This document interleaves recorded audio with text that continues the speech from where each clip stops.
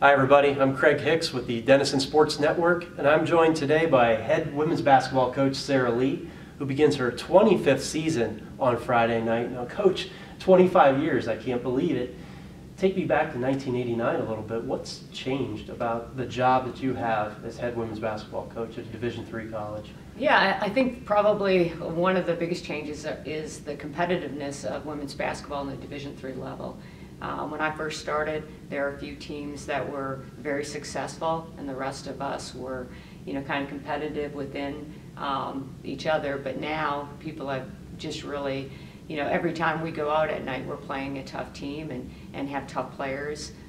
So I think the competitiveness is one thing, along with obviously, we used to drive vans all over Ohio. Now we're have buses that we take and just nicer facilities that we're playing in. So lots have changed. Now, you've had some very experienced teams over the last 10 years, and that's been a bit of a luxury, I'm sure. This year is a little bit different. You've got 6 juniors and seniors total, so plenty of underclassmen. What's changed about, how have you had to adjust with your coaching style?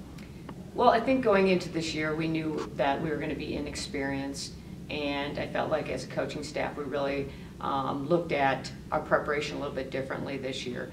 A lot of teaching involved, getting the first years caught up on our definitions, our techniques, the style that we want to play, just the experience of having an academic load as well as playing harder in practice and the intensity of practices in college basketball. So we've been a lot more thorough in terms of going through drills and making sure that they're doing things the right way. So I think the initial prep is taking things a lot slower and not putting in as much at the beginning of the year. No, I think it's natural. I mean, your expectations, it has to change a little bit. You've got to be able to dial it back a bit. You've had some lofty goals over the last 5 years especially. How have you handled that, just getting through practice early on here? Yeah, I think that what we're talking about in practice is just trying to get a little bit better every day.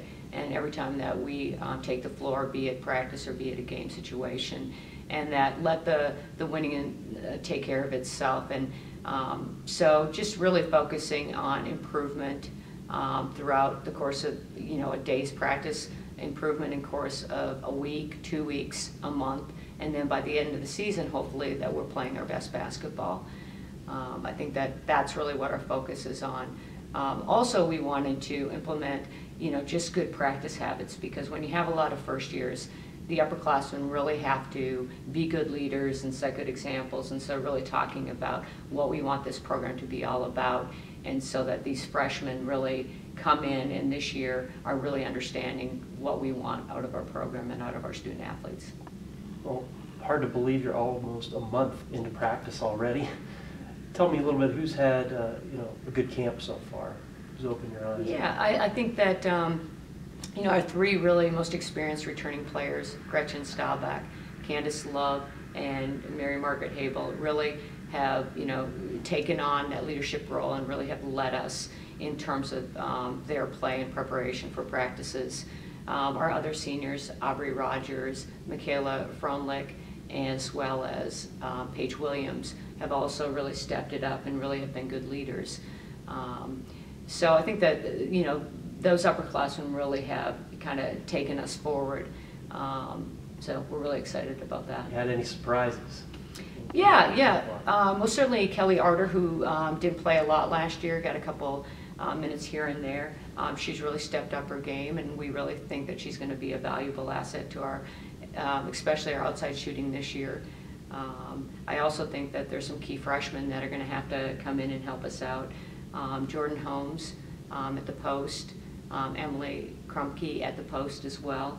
And then we have a couple guards that we feel, given time, are really going to progress and help us out in Alyssa Wagner and Gabby Nottage. Great. Now, your scheduling here is a little bit interesting. You start out with 2 20-win teams from a year ago, and Franklin and Otterbein this weekend. Now, I think that's going to be a good thing over the course of the season. The NCAC is a grind. It's a tough schedule, night in, night out. talk a little bit about heading into this weekend, the openers. Yeah, we're excited to play. Having a month of practice and beating up on each other is grueling. We've been fortunate to have 2 scrimmages, and I felt like we've learned and grown in those scrimmages. But it's time to play games, and it's time to see what we can do against outside competition.